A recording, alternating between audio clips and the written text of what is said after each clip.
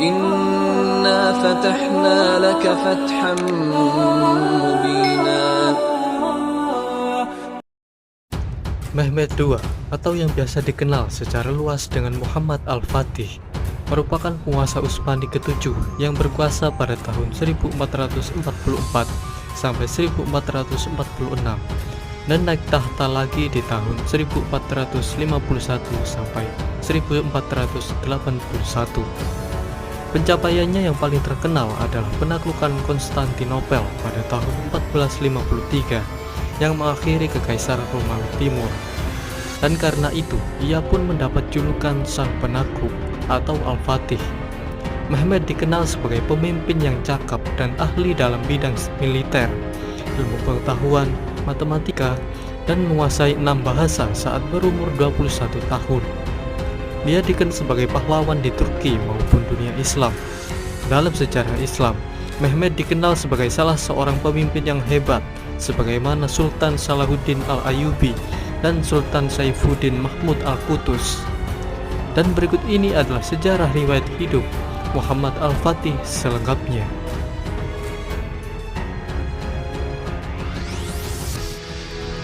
Mehmed lahir pada tanggal 30 Maret tahun 1432 di Edirne, yang saat itu masih menjadi ibu kota Utsmaniyah. Dia merupakan anak dari Sultan Murad II dan Huma Hatun. Saat Mehmed berusia 11 tahun, dia dikirim untuk memerintah wilayah Amasya. Sultan Murad II juga mengirimkan banyak guru untuk mendidik putranya itu. Di antaranya ialah Molla Ghurani dan Syekh Muhammad Samsuddin bin Hamzah, yakni salah satu ulama berpengaruh kala itu. Beliau juga menjadi orang terdekat Mehmed, dan Syekh Samsuddin lah yang memperkuat keinginan Mehmed dalam penaklukan Konstantinopel. Setelah ayahnya mengadakan perjanjian damai dengan Kadipaten Karaman di Anatolia pada tahun 1444, Sultan Murad yang sebenarnya lebih tertarik dalam masalah agama dan seni daripada politik, turun tahta dan menyerahkan tahtanya kepada Mehmed yang saat itu masih berumur 12 tahun. Dengan situasi seperti ini, Wazir Agung atau Perdana Menteri saat itu, Chandarli Halil Pasha, memiliki kendali kuat atas negara. Walaupun begitu, pengaruh Halil Pasha masih tersaingi oleh Syekh Samsuddin yang sangat dekat dengan Mehmed. Pada periode pertama masa kekuasaan Mehmed, Kekhalifahan Utsmani diserang oleh kerajaan Hongaria yang dipimpin János Hunyadi yang melanggar gencatan senjata yang tertuang dalam perjanjian Szeged. Dalam situasi yang genting ini, Mehmed meminta ayahnya untuk kembali naik tahta, tetapi Murad menolak. Sebagai balasan, Mehmed menulis surat yang berbunyi, "Bila ayah adalah sultan, datanglah dan pimpinlah pasukan ayah. Bila aku adalah sultan, aku memerintahkan ayah untuk datang dan memimpin pasukanku." Setelah menerima surat ini, Murad bersedia datang dan memimpin pasukan. Akhirnya, pasukan Utsmani berhasil mengalahkan pasukan gabungan Hongaria, Polandia, dan Wallachia dalam pertempuran Varna di tahun 1444. Setelah peperangan, Murad didesak untuk kembali naik tahta oleh Chandarli Halil Pasha yang tidak senang dengan kuatnya pengaruh Syekh Samsuddin saat kepemimpinan Mehmed. Lalu Murad kembali naik tahta dan berkuasa hingga wafatnya pada tahun 1451. Sepeninggalnya, Mehmed kembali naik tahta dan dinobatkan di Edirne pada usia 19 tahun.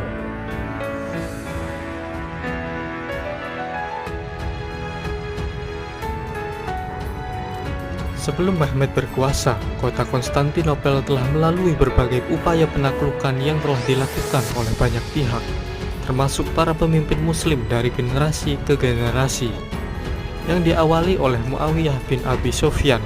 Namun semua upaya itu gagal. Meski begitu, sebelum tahun 1453, hanya satu kali kota ini berhasil ditaklukkan, yakni pada masa Perang Salib keempat.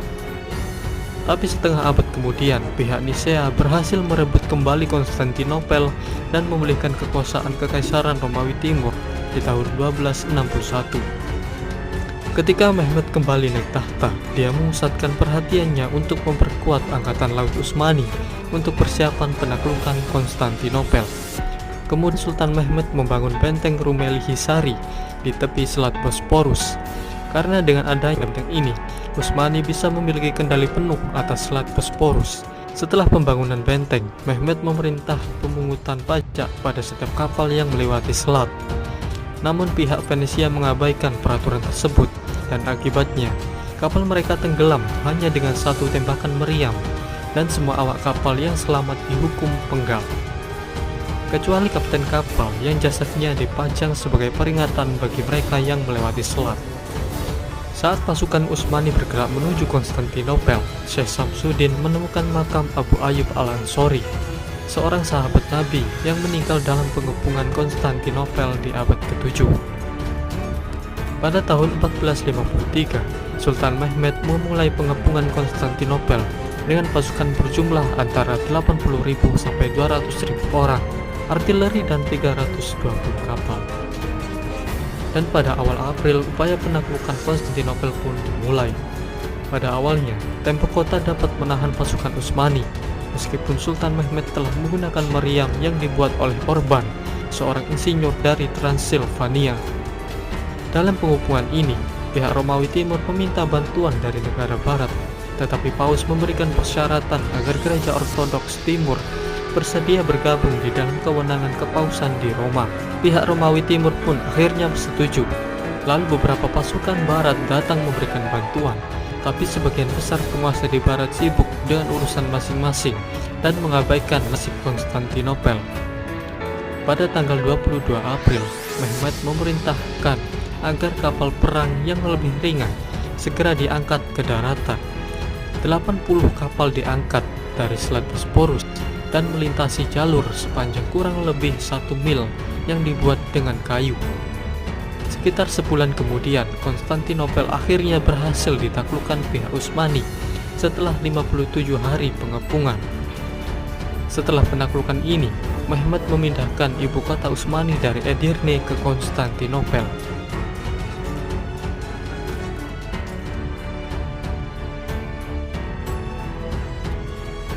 Setelah mengambil alih kepemimpinan Konstantinopel, Mehmed mengubah Hagia Sophia yang awalnya adalah basilika ortodoks menjadi masjid. Mehmed juga segera memerintahkan pembangunan ulang kota, termasuk memperbaiki dinding benteng kota, juga membangun istana baru. Mehmed juga memerintahkan pendirian bangunan muslim dan komersial, seperti Masjid Rum Mehmed Pasha. Dari sini, kota berkembang dengan cepat, dan pada 50 tahun mendatang, Konstantinopel menjadi kota terbesar di Eropa. Pada usia 21 tahun, Mehmed sudah menguasai bahasa Turki, Arab, Persia, Serbia, Yunani, dan Latin. Mehmed sendiri juga seorang penyair dan menulis dengan nama samaran, Afni, atau Sang Penolong. Pada masa kekuasaannya, Mehmed mengumpulkan para ulama dan turut menyaksikan diskusi mereka terkait permasalahan agama. Ilmu matematika, astronomi, dan agama mencapai titik puncak pada masanya. Mehmed mengundang ilmuwan dan astronom muslim di istananya. Ia juga mulai membangun universitas, masjid, air mancur, dan istana Topkapi. Di sekitar Masjid Fatih, Mehmed memerintahkan pembangunan 8 madrasah yang selama seabad menjadi lembaga pendidikan Islam tertinggi di Kekaisaran. Mehmed kemudian membangun dinding untuk menutup istananya. Tidak seperti pendahulunya, Mehmed tidak lagi dapat dijangkau oleh kalangan umum maupun pejabat rendah. Dalam masalah keagamaan, Mehmed memberikan ruang kebebasan beragama pada rakyatnya yang majemuk, asalkan mereka mematuhi perintahnya.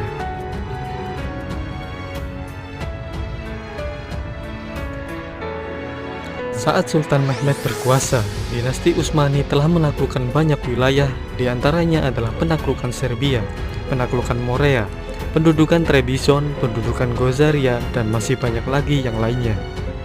Tapi di antara peristiwa penaklukan tersebut, penaklukan Wallachia lah yang lebih populer, karena pihak Utsmani saat itu melawan Dracula yang sadis. Seperti inilah kisahnya. Sejak awal abad ke-15, pihak Utsmani selalu berusaha menguasai Wallachia dengan mencampuri urusan politik dalam negeri mereka, tetapi selalu berakhir dengan kegagalan.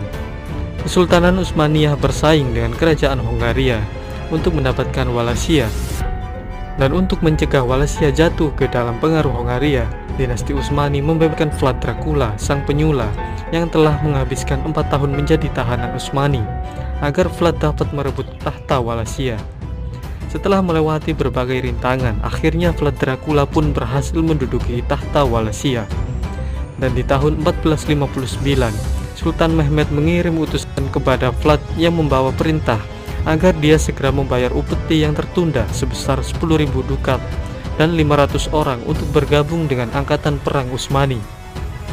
Tapi Vlad menolak, lalu membunuh utusan Utsmani yang datang dan kepala mereka dipaku. Karena utusan tersebut menolak melepas penutup kepalanya, karena mereka melepas tutup kepala hanya di hadapan Allah. Setelah itu, Mehmed mengutus Adipati Nikopolis, Hamzah Pasha, untuk membuat damaian dan jika memungkinkan menyingkirkan Vlad. Tapi Vlad menyergap rombongan Hamzah Pasha, menangkap dan menyula jasad mereka, dan jasad Hamzah Pasha disula di tiang tertinggi karena dia memiliki pangkat tertinggi dalam rombongan itu. Pada musim dingin tahun 1462, Vlad melintasi sungai Danube dan membakar seluruh tanah Bulgaria. Diduga ia dan pasukannya telah menyamar sebagai pasukan Sipahi Utsmani. Kemudian Vlad menyusup ke tenda-tenda perang pihak Utsmani, kemudian menyergap, membantai, dan menangkap sebagian pasukan. Karena hal ini, Sultan Mehmed sampai mengabaikan pengepungannya di Korintus demi untuk menyerang balik Vlad Dracula di Wallachia. Pertempuran itu pun memakan banyak korban jiwa akibat serangan mendadak yang dilancarkan Vlad saat malam, yang tampaknya ia ingin membunuh Sultan dengan tangannya sendiri. Dikatakan kalau Mehmed sempat mempertimbangkan agar pasukannya mundur saat ia melihat banyak jasad pasukan Utsmani disula di ibu kota Wallachia. Tapi para komandan perangnya meyakinkan sang sultan untuk tetap tinggal, dan Vlad Dracula pun akhirnya mundur ke pegunungan setelah ia dikhianati oleh para bangsawan dan diserang oleh sekutunya sendiri. Setelah itu, Utsmani menyerang ibu kota Wallachia dan menempatkan saudara Vlad, Radu Selvrumos, di tahta Wallachia. Vlad sendiri melarikan diri ke Hongaria, dan setelah itu ia justru ditahan setelah didakwa melakukan pemberontakan melawan Matyas Hunyadi, Raja Hongaria dan Kroasia.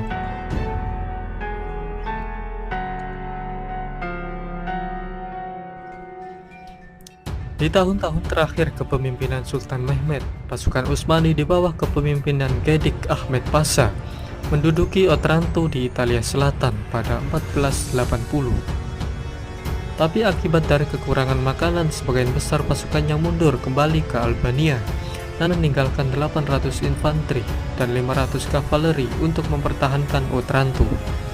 Karena khawatir kalau Roma akan ditaklukkan juga, Paus Sixtus IV menyatakan panggilan perang salib. Beberapa negara kota di semenanjung Italia, begitu juga Prancis dan Hongaria memenuhi panggilan tersebut. Pengepungan kota pun dimulai pada 1 Mei 1481. Pada tahun yang sama, Mehmed sendiri bergerak memimpin pasukan, tetapi dia sakit saat sampai Matepe. Saat itu Mehmed berusaha melakukan penaklukan terhadap Rhodos dan Italia Selatan, tetapi sebagian sejarawan berpendapat kalau peperangan selanjutnya diarahkan untuk menundukkan Mesir yang saat itu dikuasai Kesultanan Mamluk, juga mengambil gelar Khalifah yang dipegang dinasti Abbasiyah yang hidup di Mesir dalam perlindungan Mamluk sejak tahun 1261.